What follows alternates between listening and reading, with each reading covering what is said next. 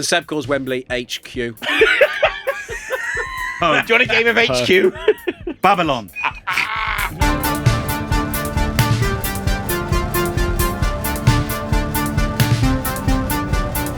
Blue is the colour, football is the game. Poor old Seb White is a fucking pain. Hello and welcome to Reminding You Why You Love Football. I'm your host, Owen Blackhurst, and today, on this day that this podcast was released, Branco was born. Happy 60th to Branco. Erstwhile left back of Middlesbrough in Brazil, long hair, big free kick, hell of a player. Emerson, born in 1976, also played for Middlesbrough. We mention a lot of ex-Middlesbrough players on this podcast, and I don't know why. Brazilian connection. No, but always. But the big one, it is Harvey Elliott's happy 21st birthday. Oh, happy. Harvey. He's had a checkered past. He's come a long way as a footballer. Had a bit of an injury. I wrote about him a long time ago in Mundial's future-gazing 2020 issue, yeah. I wrote about Harvey Elliott saying he could do whatever he wants. His touches, this, that and the other. I'd seen him play a few times for Fulham. And I remember talking to Blackburn fans about his loan period there. I think he's a wonderful footballer. He is. Without getting too haunted lads for a minute, I do worry if that horrible ankle injury of his he suffered against Leeds may have robbed him of the yard of pace that he'll need to go on to be top. But I think he's going to be a very exciting footballer to watch. With me today in the studio, if this is your first time, sorry for that deviation. That's the last time we'll ever talk about football, actually. So enjoy it, get your fill. In the studio with me today, opposite me, looking like a pretty tragic individual, actually. Christ. He's not wrong. Opposite me, old Balkan Billy himself, Tommy Stewart, the producer. Next to him, in a bloody rugby shirt. Really? Sebastian Dennis White, As I Live and Breathe. And next to him, James Paul Christian Bird. But on Harvey Elliott's 21st birthday, I knew there was a reason I'd mentioned it. What did you do for your 21st, lads? Well, I was at uni and I went to Belle Vue Dogs in Manchester, and I was carried back to the student flat that we were in. By a greyhound? No. By my then girlfriend at the time.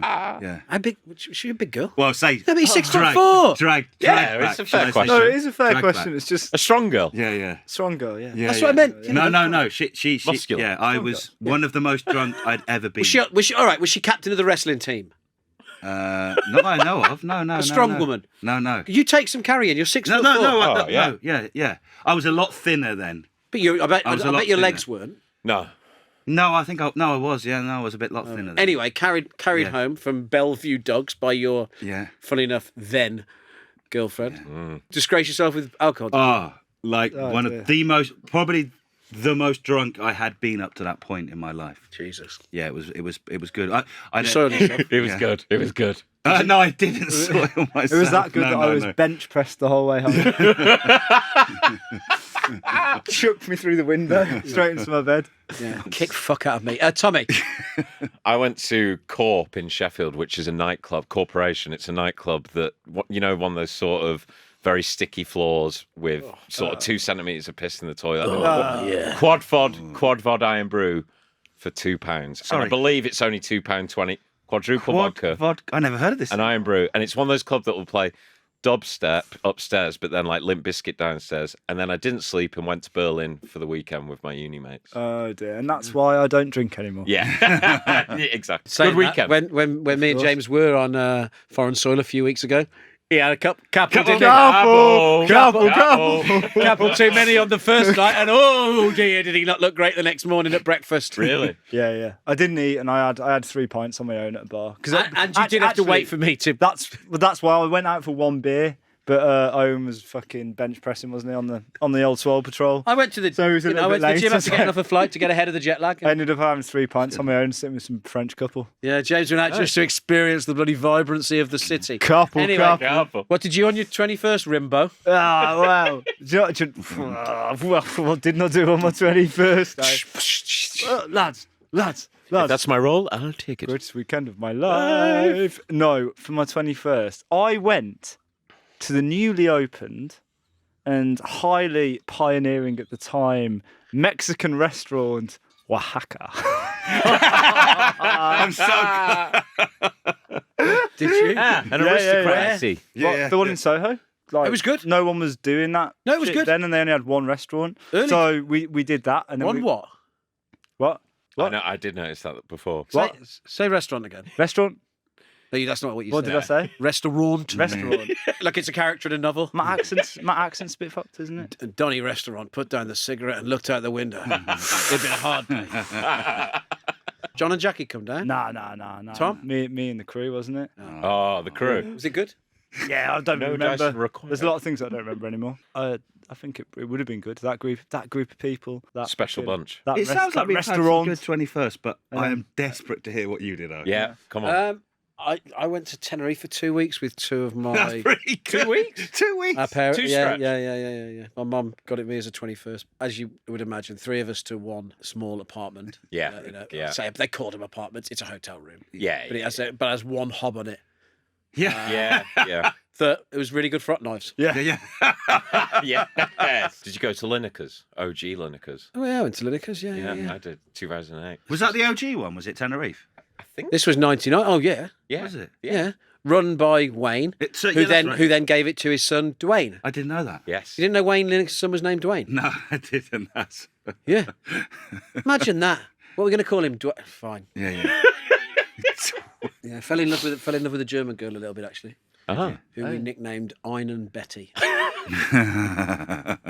Did she love you? Do you think she liked you? Love you. I don't think she loved me. No. So how many times did you see her? She seemed a couple of times. Couple. Careful.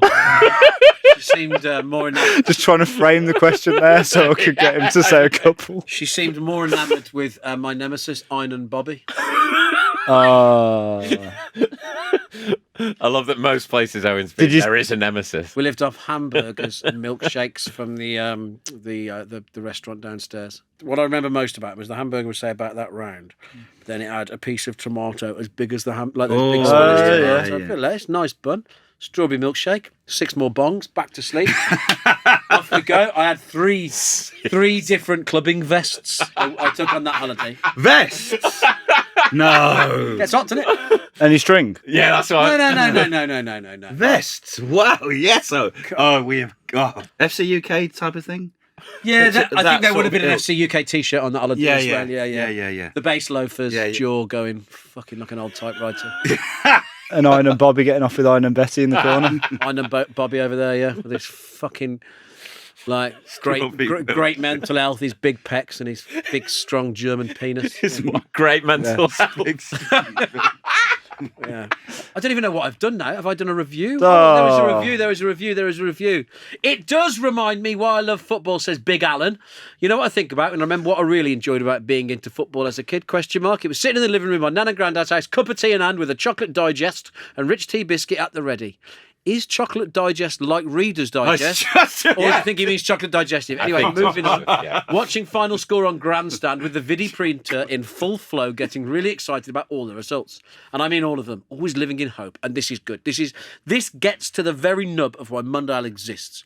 Always living in hope that someone would get the fabled 7 badge of honour shame against their name. And whenever Seb White writes a number over 6, from 7 upwards, he will put in brackets. Look at him, he's gone. He will then write it out in brackets as well, just in case, because of the Vidi printer. And it's as simple as that. And this podcast makes me feel that way about football. Most things about the game kind of tire me out. But if there are good people talking about amazing goals, legendary characters, kits and more kits, and all the good things in the game, then I'm here. That's why I listen to this show. That's fucking great, Big Alan JK. Thank you, mate. Tommy Stewart, very well written. And Stop saying this. They're real people. Yeah. You're doing them a disservice. Yeah. and a good pseudonym this week, Tommy. Thanks, James. Big Alan, which is that, Field or Grinder? Grinder, definitely. Yeah. What's Field? Smutty Derek. Yeah, and Smutty Diana as well. That's the good thing about Field. You know, you've got You got the lot. everything. All the genders. Oh, God, I wish Play I them? was 20. No agenda and Honestly, all the I genders. wish I was 21. No now. agenda and all the genders. There you go. Time to be alive. You do. Is feel it like though? you've- Is it? Yeah. Yeah. Little bit. Yeah. You just got a shopping list, haven't you? Yeah. Yeah. We're 4.9 on Apple, remarkably. 5 on Spotify, even more remarkably. Yeah, we remind people why they love football, apparently. Here we go. Adventures in Clubland.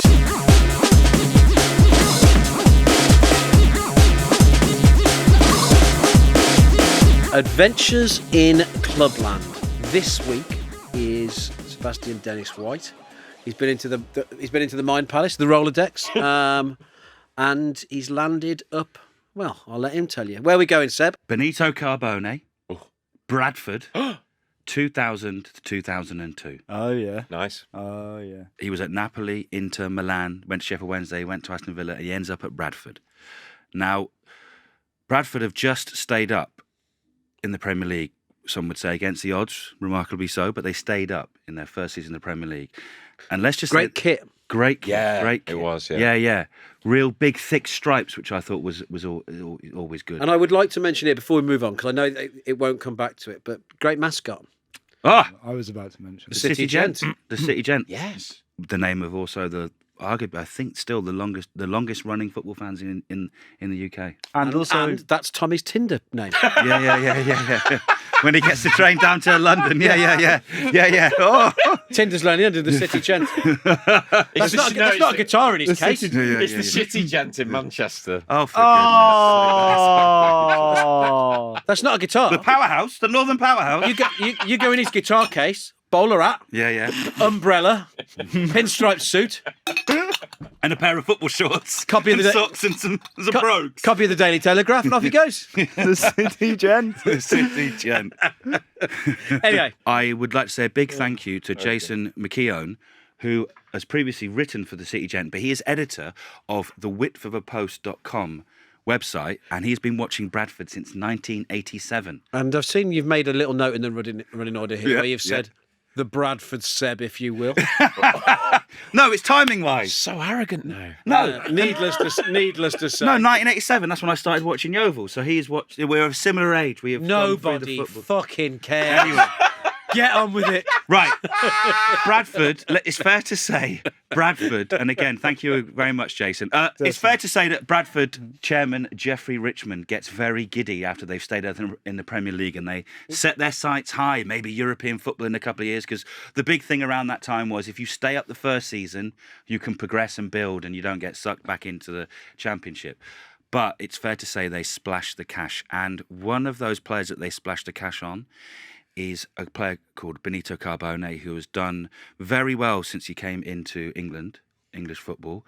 He's certainly shown some quality and he's shown some class. But it's fair to say that there were a few eyebrows raised when rumours came out as soon as he signed that his contract was 40 grand a week.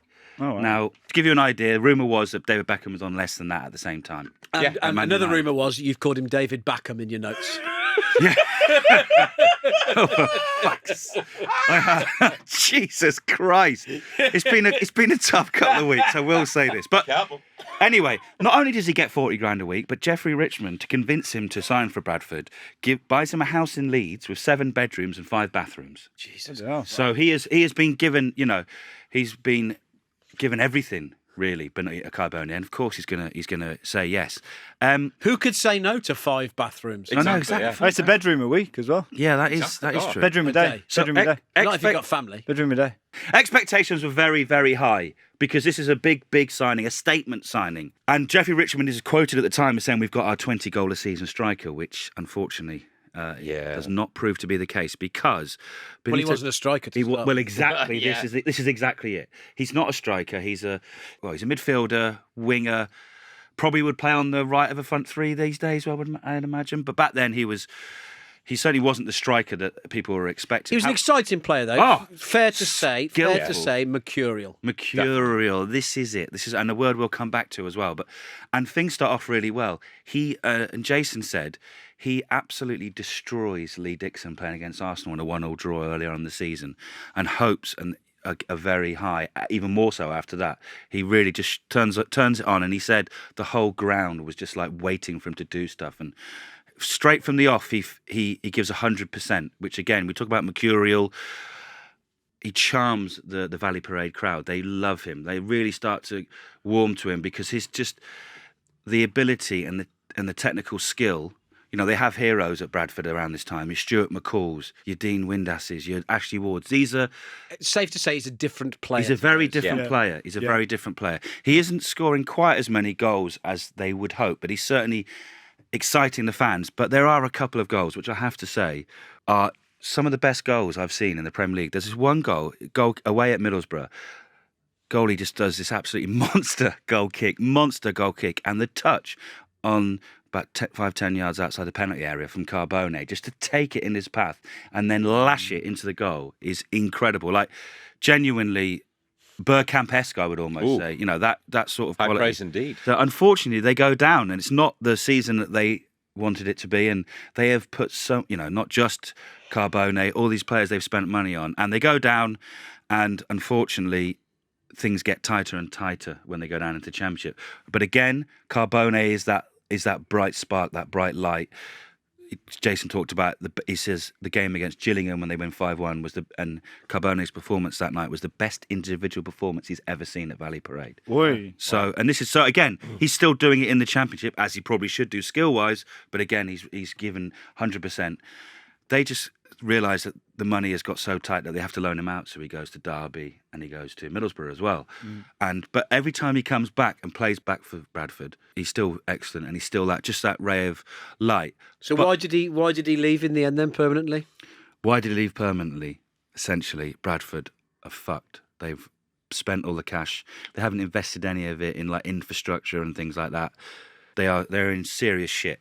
So it comes to the point where when he leaves, Carbone is owed a certain amount left on his contract, and he gets asked if he would rip up his contract essentially and not claim the money that he's been due, which is not his fault. He's been offered a contract at the time and he signed it, and you know Bradford have paid the price for it. But this amount of money is enough that if he'd refused to give it up, Bradford would have gone bust. Yeah. But Benito Carbone, and he says, I hadn't earned anything like the amounts on offer in the Premier League today. I had a young family, but when I really thought about it, there was only one choice I could make.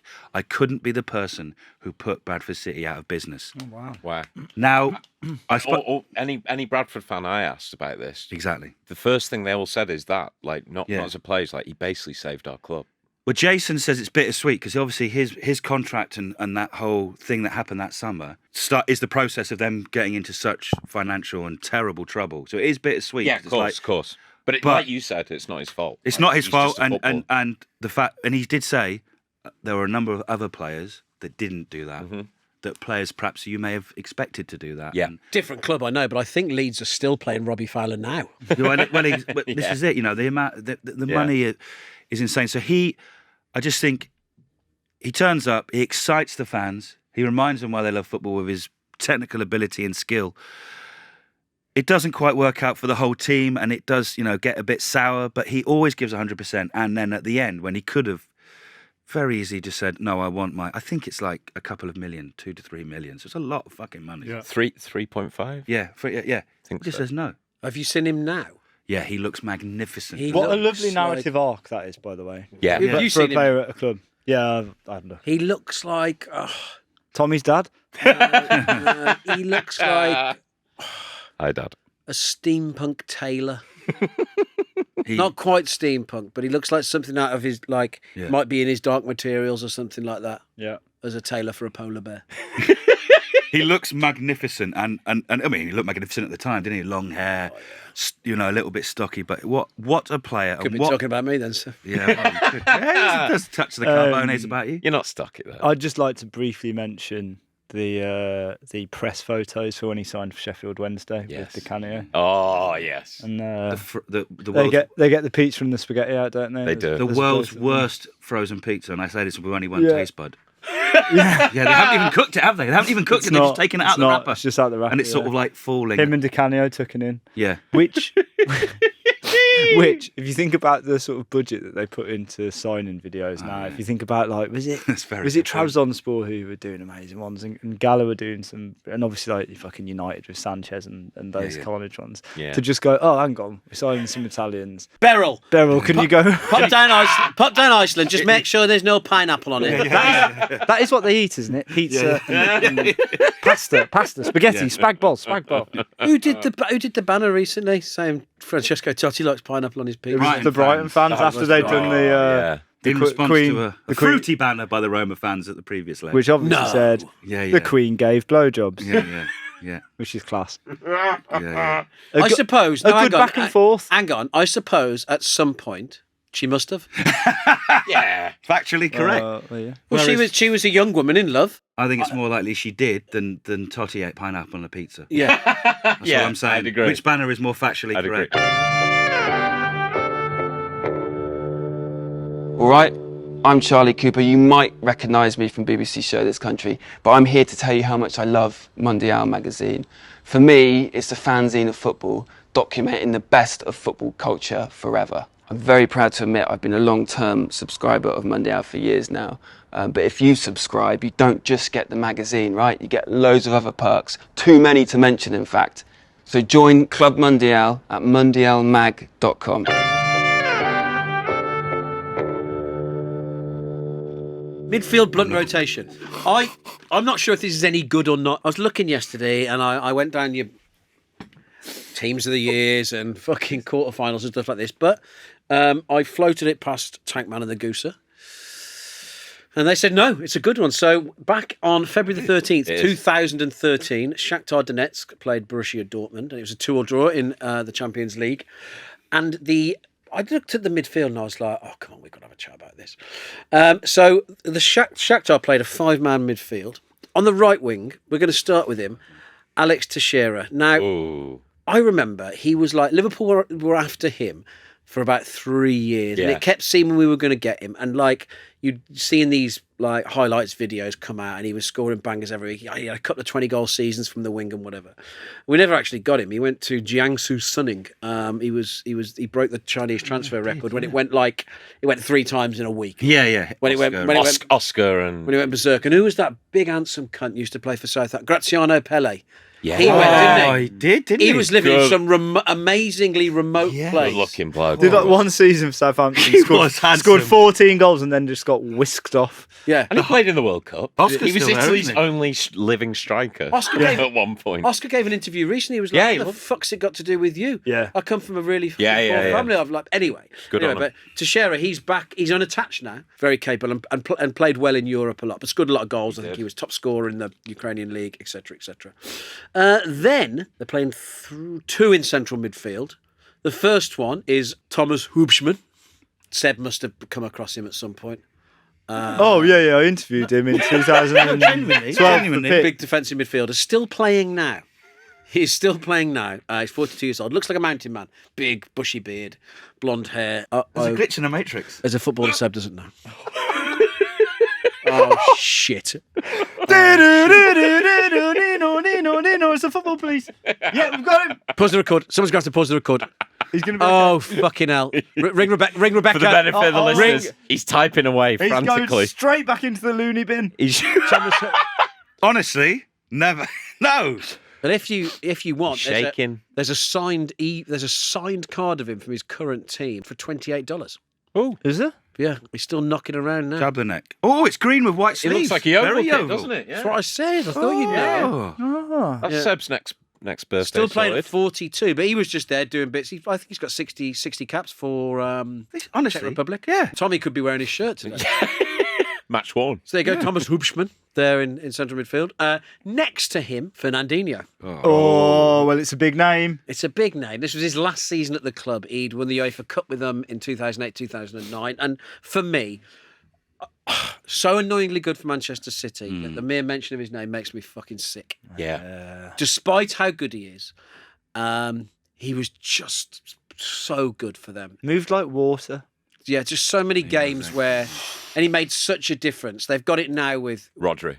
Yeah, but he made such a difference, Fernandinho. There was that brilliant video not too long ago of him coming back to Pep's office and surprising him, and him talking about wanting to be a coach because of everything that he's learnt from Pep. Where? Really lovely little video that was. That's it. He's back at his first club. He's gone and completed the loop. He's at Atletico Paranense. Paranense, yeah. He's back there. Oh, I like And this is 2022. Yeah, 53 caps for Brazil. On the left wing, Taison, Yep. Teixeira, another tricky Brillian winger who at one point Ukraine wanted to naturalise and get to play for them. So it seems almost out of spite that Tite called him up for Brazil, and he played a couple of times, scored a goal, but didn't really cook on. But he's an absolute legend at Shakhtar. Yeah. He was also consistently linked with clubs. Yeah. Every fucking window. Yeah. Well, it was. I mean, Quite a few of these players. Well, yeah, but Shakhtar had an amazing PR department. What they would do is bring players in, and it was easier for players from South America to get a visa there. Yeah, and that was their business model, and Yeah. it worked very well for them. But Taison was he was sent off in 2019 for reacting to racist abuse. In 2019. He was sent in Fucking 2019, and he's playing for PAOK now in Greece. Greece, yeah. Another good winger. This is a great little midfield. This isn't it? You got This is good. Fernandinho moving everywhere. He's a bit more box to box. He played a bit more attacking there. Tomáš Hübschmann, the mountain man with his big beard. Alex Teixeira, and on the left wing. But every 5-man midfield needs a number 10, and it's bloody our old mate. Is he our old mate? Don't think we ever mentioned him. Henrikh Mkhitaryan. Oh, Mickey, Oi. you're so fine. You're so fine. You blow my mind. So One of your lot. One of my lot. you Loved might be him. fucking listening to this. I You might loved be it. fucking bored to tears by this midfield, and I was by this point. But when I started reading a bit about Henrikh, I love the fact that he just keeps moving clubs and then just turns it on for another 2 seasons. Yeah. Playing in a brilliant Inter team right now. And Oh, doing it. He was great. brilliant at Roma. A great Inter team. I love watching that. He was great at Roma. He's fantastic. But what I didn't know about Mkhitaryan was that his dad, his dad was called Hamlet Mkhitaryan, and his dad was a goal machine for Ararat Yerevan in the 80s. Oh, really? Looks exactly the same as him, which I mean is no big surprise. But You say he looks exactly like my dad. Hamlet Mkhitaryan was once awarded by Soviet Warrior magazine Knight of Attack, Sounds good, magazine. Do you have that edition? Sam? which sounds like something Seb has made up. Knight of Attack. He was Knight of Attack. Sadly, Hamlet Mkhitaryan, he went abroad to play for France. He was one of the first Armenian players to play abroad, and then sadly died of a brain tumour at age 33 when Henrikh was only 7. Oh my goodness. Fucking hell. They are like, and Henrikh is obviously the greatest Armenian footballer Yeah. of all time. I think his mom and sister both work for the Football Federation. So I went down a bit of a Henrikh Mkhitaryan wormhole yesterday, and then I remembered that you must have seen him play quite a few times. A lot of times, yeah. And what was he like as a footballer to watch week in, week out? Because the common thing was he was a bit too lightweight for the Premier League, but I thought on his best days he's one of the best players I've seen in the last 10 years at United. On his best days, which were, they were irregular, maybe let's say one in 4 games or something. But when he turned it on, fantastic. Maybe a combination of a little bit of Ryan Giggs and then a little bit of a Modric, maybe. smooth, very smooth. Just smooth, Yeah, and he scored one of the best goals, in United history. Do you remember that? Did that he? mad? I can't remember. It was I see him. mad flick. I see his legs moving very quickly when he runs with the ball. Yeah, ball attached to his feet. Yeah, in not United no shirt. foot. Yeah, just struggled a bit with the physicality of the Premier League, but Wouldn't on we his all? day, on his day, I wouldn't. a joy to watch. You'd be kicked about all over the And You've seen me on the Wafer pitch, thing. mate. my mate, Thatcher. Send you back to Purton. there's a Tesco's in Old Trafford between the cricket and football ground, and my mate lived about 10, 20 yards from it, literally opposite it.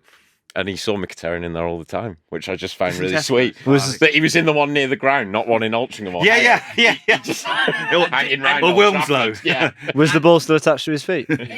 Yeah. And was he singing "Let's all go to Tesco's where Sebby gets his best clothes"?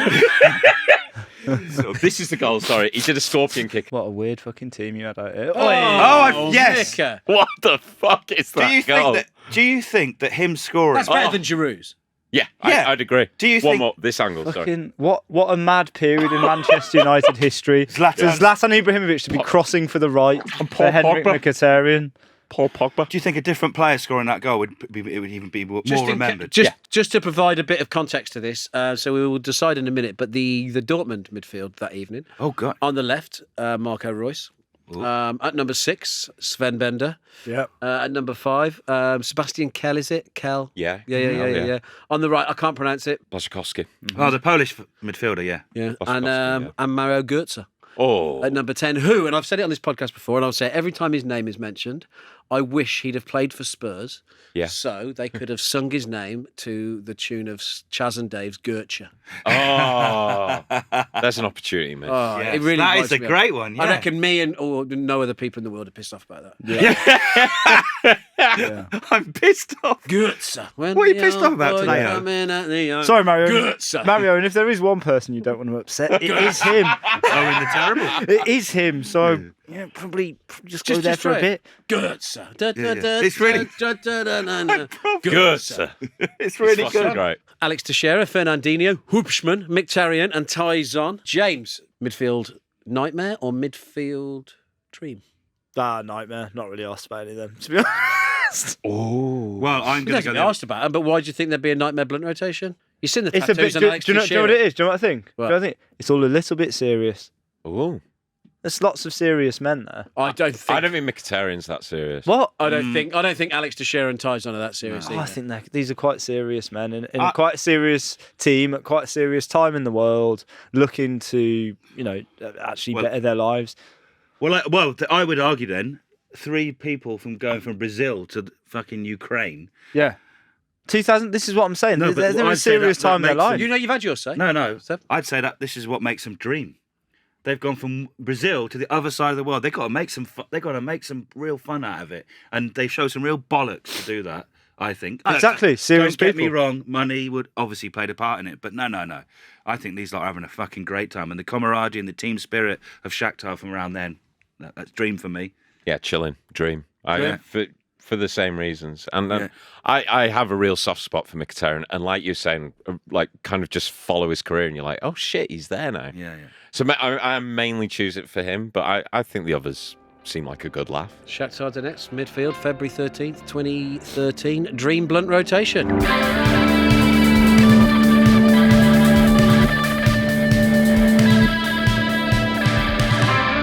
101 things to do in football before you die is James Bird, who always seems to do this, almost as if it's the one that needs the least research and he can just turn up on the day and talk about it. Anyway.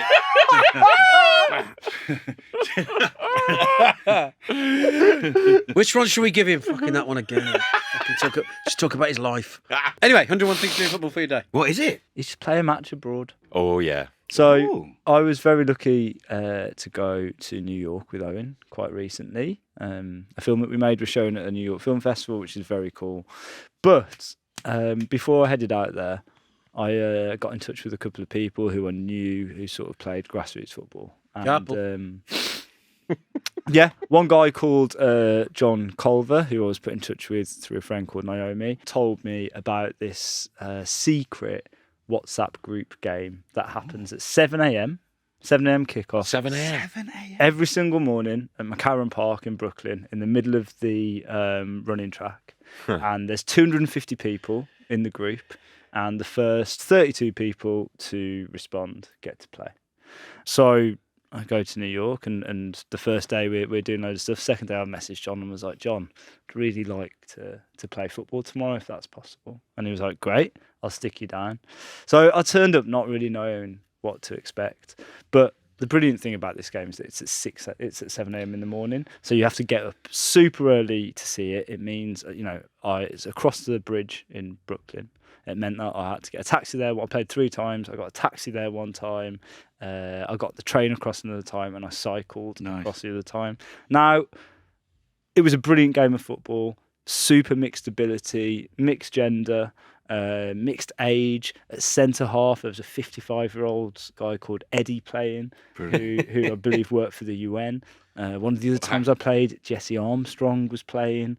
The writer of Succession and Peep Show. Succession and Peep Show. Mad, isn't it? Then there's Shropshire. Anyway, it's a brilliant mix of people. But it made me realise that actually, for a long time, I used to say to people that the best way to see a city was just to get on a bike and cycle around it. I'm saying that the best way to see a new city is to play football in it, because you meet people who already live there. If you go for a coffee or some breakfast afterwards, you're going to go to somewhere. Yeah, all 3 times. You're going to go to somewhere that people who actually live in the city go. You know, if you're going to want to go for a beer in the evening, they know the actual spots rather than people who've just visited as a tourist. You see the city as it should be lived. And before the first time I played, I was in the taxi going across the bridge. Little WhatsApp came up. Who is it? It's old Owen Blackhurst, isn't it? Oh, what's he done? Open it up. Here we go. Oh, a bit tired, a little bit hungover. What's he got? Oh, it's a voice note. What's he gonna say to me? Yeah? Oh, James Bird, score a goal for me. Score a goal for me. Oh, James Bird, score a goal for me. And Matilde, come hell. Voice is incredible. There you go. He's off there. 6:30 in the morning. So what time's that? 6:30 in the morning. 6:30 in the morning. So this is the first game. Look at that. Knowing he'll need a little pep talk. Yeah. This is the first game. This is the first time. This is the first time I'm playing, and I get there. All ages, all genders, people from all over the world playing like 4, 5, 6 different languages being spoken. Can I ask? Fucking brilliant. Can I ask? Did you temper yourself your usual sort of footballing emotions, which you've spoken about a lot? No, but I've calmed down a lot. It in? I've calmed down a lot anyway. The good man John Culver lent me some boots because I didn't take my boots with me. Some Astros, some Night Tiempos to play in. You didn't take yours. Didn't take your boots. I don't have to. How did you do? How did you play? Well, let's just say we lost. My team lost 4-1. John Culver's on the opposite team, just steady right back, always in space, balls inside, balls down the line. But I did score our only goal. He scored after the pep talk. I did, yeah. I turned round as well. Only goal he scored as well, wasn't it? Yeah. I think the teams that I were on only scored 3 goals across 3 hours. 3 hours of football. But you know the difference in the other mornings? Yeah, lack of no pep talk, no goal, no song, no pep talk. I did this a similar thing. I suppose. Well, it was unorganised, it was spontaneous, but when me and my mates were at Primavera in Barcelona, oh god, and we went, no, it's not a weird sort of drinking story. We were near Olympic Park, and there's loads of fountains and sort of very flat, almost bowling green grass up there. If you've ever been there, I have. Yeah, there's an arena there, and you can see the whole city. The Olympic Stadium's fucking incredible. Oh my god! And you can just sort of walk by it and look in, look inside it. Me and my brother went to watch Guns N' Roses in it. Oh yeah, you did, didn't you? It was fucking incredible. I love that stadium. And then we walked all the way back down. Yeah, there's escalators and stuff. Proper bowl, isn't it? Well, Barcelona are playing there at the moment. Yeah, they are. Yeah. Espanyol's old stadium. It's one. I would say it's one of the great locations for a stadium. 100%. Barcelona's Olympic Stadium. Top of the city. Yeah, top of the city. Unbelievable. But not been, Seb? No. Me and Owen have. Yeah. Fuck you. But there was not technically a football stadium, so I'm not sure it should be in the addendum. It was the Ava, open the addendum.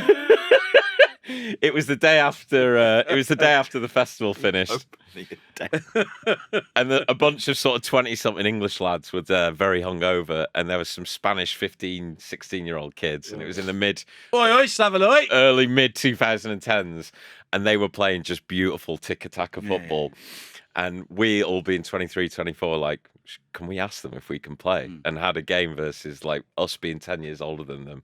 We took it very seriously. We got and we agreed with the kids, like, can we call this England versus Spain? That's brilliant. We won 3-2. That's right. My best memories of, but they were better than us. Of holidays abroad when I was a kid, or holidays in this country or whatever. Just like playing against strangers. Yeah. And playing Wembley, and like finding out that people called Wembley something different. Yeah. Even in this country, like you said. Called it World Cup or Cup, like, and playing that. Yeah. Seb calls Wembley HQ. Do you want a game of HQ? Babylon. As I walk down to Elysian Fields to watch the mighty Oval Town. That's great, James. He was very happy. It made me very happy, and I think that if you want, we talk about it's called reminding you why you love football, the things that happen, and sure, romanticise things, but like playing playing a game of 8-a-side as like the sun's still coming up and you're playing with a group of people who you've only met 5 minutes before, but suddenly straight away you feel sort of at home and you have to learn everyone's names quickly and things like that. The thing is, like, I think that a lot more non-Hispanic people in the States understand Spanish. So a couple of them in the first 5 minutes spoke to me in Spanish, and I didn't do the thing that they wanted me to do. So like one of them was saying, "It's yours to collect the ball," and I left it for him. And I was like, mi no hablo España. But mi no comprende. Last thing I wanted to say is that the group that plays loosely called First Touch FC. Yeah, they've done some really nice t-shirts recently, and the illustrator was diagnosed with MS, and it's the one I'm wearing now, and it's very cool. Money goes towards the fundraiser for him. I would like to buy one. So 101 things before you die. Just great, play small sided games abroad. Spot on, James. I enjoyed that. Well done. Good.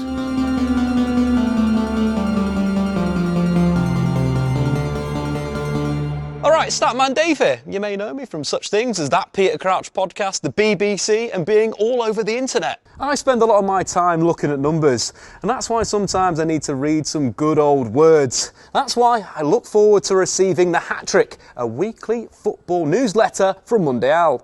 Stories about heroes and villains, love and hate, last-minute winners, mad shirts, all delivered to your inbox. Sign up to the Hat Trick today at mundialmag.com.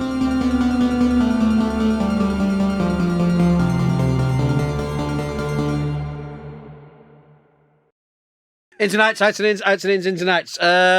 James Bird. Asking for a touch off the ball when you see someone who's got a ball at their feet in the street. Yeah, you just see a kid walking down the pavement. It's like, oh, 1-2, 1-2, 1-2. I love it. Yeah, that's pretty good. I love that. Yeah. Is this a New York thing as well? No, it's just I do it all the time. Matilda, if we're walking down the street together, or in the park, and there's someone of any age who's got a football on the pavement or in the park, she'll just be like, "Don't, James, don't." Go 1-2, mate. Yeah, there we go. Or you have like people playing cricket at the beach or whatever, just go and stand with the going slips. Out the ball? Yeah. Oh yeah, I put it in the Hullet piece. But when I went to interview the first interviewee, Floor Vestling, there was these creatives doing a shoot, like the lad was doing kick-ups or whatever, and they were filming him. I was mid-conversation with Floor, but I could not wait to just show these people who I'll never meet again that I could do this. So I ran, and the ball bounced, and I rebonded it back to him and turned to Floor and said, "Sorry, mate, I'm a kid with a football." He just laughed at me. He said, "Yeah, me too." Methinks this one might be in. Methinks. Let's go. Methinks. I've been watching a lot. You've been watching that for so long. Most of them were always out. I've been watching a lot of Alistair Green. Alistair Green, yeah. He's fucking insane. He's so good. Methinks this one might be. Do you know what? I haven't written down an in here. I'm going to put Alistair Green. Yeah. Because honestly, if you haven't watched him, just go and watch him. The Punk Squirrel. The man famous for Punk Squirrel has been tremendous recently. I like the difference between him and Josh Pugh. Both do similar things in they talk to the camera. But Alistair Green, you're concerned about him at all times. Oh yeah. Oh yeah. You are. The improv chimps. He's tremendous. He's very, very, very, very, very, very, very funny. So both him. Really good in. Tommy? Village bookstores, which started in Leeds. They stopped Mundial. There's now one in Manchester. It's my favourite book and magazine shop. A couple of my mates work there, Cabell. And I love it. So everyone, if you're in Manchester or Leeds, go there. Go and have a look. Yeah, Village Books, long time fighting the good fight in. Seb? Probably 10 years almost to the week, I would say. We had a meeting in a bar in Manchester to discuss doing a football magazine, a lifestyle football magazine, with various illustrators, designers, people that we acquaintances that we'd met. And one of those people was a guy called Peter O'Toole, and he is an illustrator based in Huddersfield, and one of the good guys. One of the very, very good guys. But he has started to do kit history mags, where he is going through the whole fucking leagues and every season and drawing the kits. Oh, he did the League of Ireland one recently. He's done the League of Ireland one. He's just brought one out here for the Australian League, and it's just a commitment, and it's just brilliant, and it's obviously so far up Mundial Street, but I think Pete O'Toole is, again, 10 years ago we were talking about doing various things in football. He's still doing it. We're still doing it. And I think he's one of the good guys that if you don't know about him, go and follow him. Nice. Pete O'Toole is in. Outs. Yes. Seb. Fucking Seb. About 5. Oh God, go on then. No, this Seb. is really. I know people like. Fuck me. I know people like the stories about Ava's football team, right? Anyone can get it. Five. Anyone can get it from Seb. People with Brompton bikes, children, they can get it. No. Anyone 5 can minutes get it. into this game, right? We're in the middle of the countryside in Sussex. It's not the best. It's not it's not a proper football pitch. They've obviously made a football pitch from nothing, and they've got this team here, and they're trying to do something. They're a new team. They're trying to create something. One of our players goes down after 5 minutes and says, "I'm not happy with this pitch." I mean, what do you mean you're not happy with this pitch? So what did you go and do, right? Go and find a dog, right? Yeah. And get a couple of glass Coke bottles, smash them up, throw him on the pitch, get the dog to shit all No, over and say, no. Now that's a fucking bad pitch. No. Complain about that. Yeah! Complain about that when you fucking slide tackle that and you get dog shit in your leg and your leg falls off. I blame the woke brigade. God, fucking hell. I think what that child should have done is put on a proper football kit, pull her socks up, and sang the national anthem. I know people like the stories of Ava's team, but honestly, No, you know what? Who's got in touch to tell you that? people like Rebecca? one bloke who hadn't been to football for about 10 years. Too They ended up winning 13-0, but they're still talking about that one bad bit I of the think pitch. I think you're right. It's his parents like you, innit? Mollycoddlers.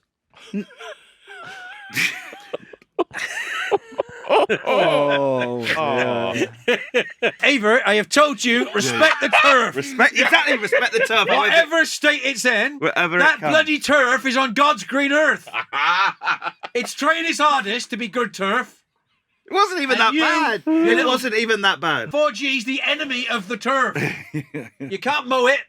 Terrible for the environment. Cannot get a plough through it. There'll be no turf left. Yeah. Have you ever tried ploughing AstroTurf? 4Gs are like them 5Gs. They're spying on you. They're spying on you. You need to burn all the 4Gs. You get them black. Look at that. Quick. Look, Livey. Look at those chemtrails up there. You get them. Your combine is full of them black bits. Kids complain about bad pitches. He's not acting. Tommy, It's just Mkhi's. I've had enough. what do you mean you've had enough? He gave me the shits really badly recently, and What I the was like, fuck hell are you doing? It Still won't have eating been the Mackies. Mkhi, it won't have been the Mkhi's. No. Why? Because it's like so fucking foolproof and Yeah, it's the opposite. it's something else. Yeah. Something But I else. did. To be fair, I did have them the, You might have the night swine after. flu. No, it was just one weekend, but still, What do you have? you know what from Mkhi's? What's your go-to? What's your go-to Mackey's order? Mackey's? A triple cheeseburger, Oh, you Triple. fucking pig. a triple cheeseburger, an Oreo McFlurry, 20 chicken nuggets. What do you What? expect? This is like a once every 3 month treat. Ronald you McDonald mean? himself wouldn't eat that. I'm not in bloody Wingstop or whatever eating limitless wings. Popeyes, please, but Wingstop is very good. No, it's not. Wingstop Wingstop's is fucking rubbish. great. Seb, what's your go-to? Hang But on, McDonald's, triple. the plant They're Big only Mac, the little triples. Triple. the plant Big Mac. That's not your go-to. Fuck off. It might be now, but in your glory days. Come on. Oh, in McGlory days. Oh, bloody hell. 3 double cheeseburgers. What do you mean? What do you mean? What are you all doing? I don't do this all the time, but I'm saying I'm done with it. What? Yeah. You Done had a with Mackey's Mac. more recently than me. Who, me? Yeah. Did you have one in You America? had a big The Mac. taste No, you had a different. big McDonald's after a night out recently. I remember you telling me. It was What after. you Do you know what it was after? Fucking Tayo's quiz with Seb with the FA Cup teams. Yeah. I had a What did you Mackey's. I had my That usual. wasn't that long What is ago. your usual? what's your That's not usual? point. Quarter pounder, chips, 6 nuggets. Oh, that's for babies. That's a good one. Yeah, but That's that's not- because I know that what I'm putting into my body isn't necessarily good, so I don't want to put that much into Yeah, but it. if you're treating No one's yourself saying it's- every Yeah. couple every But you're couple of undernourished. months. The So mozzarella, a bit of, I eat so much food, the so mozzarella, much good food. I cook. mozzarella sticks. They're What? good. God. They are rubbery. I've as never fuck. had one. Yeah, I've tried them once. Not very. Matilda, I once had 5. Matilda loves them. A long time ago, I had 5 Big Mac meals in a day. Did you? Yeah. When I was 16, yeah. It can't be true. I think that's fine. 5 Big Mac meals in a 16. day. 5. Fucking hell. Yeah, You the thing can with have 9 You McDonald's- can have 9 You're a wanks human when you're dustbin. 16. You're a human dustbin when you're 16. Mate of mine who you've Super both met, size. he ate McDonald's 3 meals a day for 3 years, and he never looked like Morgan Spurlock. He's still the most handsome man in Kent. Yeah. He says Spurlock's a bullshitter. Still the most handsome man in Kent. Still have a sense of man in Kent's very funny. He was known across the borough. 3 times a day. McDonald's is, I mean, I don't eat it really. I get it from my missus every now and again. It's not out. Birdo. Still in. Shame. My out is the dentist's. I was on the phone to my dad the other day, and he was like, "Have you been to the dentist recently, James?" And I was like, "I haven't actually been since I had my 4 wisdom teeth taken out during general anaesthetic." Explains a lot. And then all 4 holes got infected the next day, so I couldn't eat anything. I had to drink my food for a week. That was very, I've been there. a shit experience for me. So I said no, and he said, "Jamie, that was about 10 years ago." And I went, You've not been in 10 years. So you've been trying to get an appointment, and I bet you can't get one. No, I just. It's expensive, isn't it? I just don't want to go because I don't like it. It's just that I need. But they are a necessary evil. I know I need to go because my mom said something that scared me. So then I was like, You got to go, man. What an awful way to end the podcast. Reminding you why you hate dentists and life. I didn't go for about 8 years, but now I've started. Once you get the first one out of the way, you'll be all right. It's not that I'm scared. I'm also just bad at admin. You'll be going at 2:30, won't you? Yeah. Finish on a bloody strong note. That's a nice way to end the pod. I'll tell you what, in preparation for the dentists, right? You're just going to say something bad here. Just record yourself talking about something you're into for about an hour and then play that back. This has been reminding you why you love football. I've been Owen Blackhurst, he's been Jason Bird, he's been Seb White, he's been Tommy Stewart. Share it, rate it, read it. Seems like from the way these two have gone today, we're coming to the end. And we bloody loved it. Can we get to 50? Can we just get to 50? Can we get over the 5-0? Thank you. Thank you, love you. Been at Spiritland again. Love it here. It's kicking out there tonight as well. Might go out and have a little dance. Well, this is a late night record for us. Oh, isn't yeah, it? that's Bloody hell, it's the witching hour. It's kicking off, isn't it? In a good way. Might see activate the grinder. Do you know what? Do you know what's actually? Do you know what's? Oh, Seb's done it.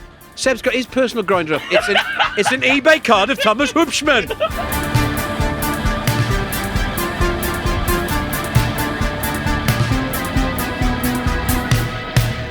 Reminding You Why You Love Football is a Mundial and Football co-production. Produced by Tommy Stewart and Seb White, hosted by me, Owen Blackhurst, and recorded on the run.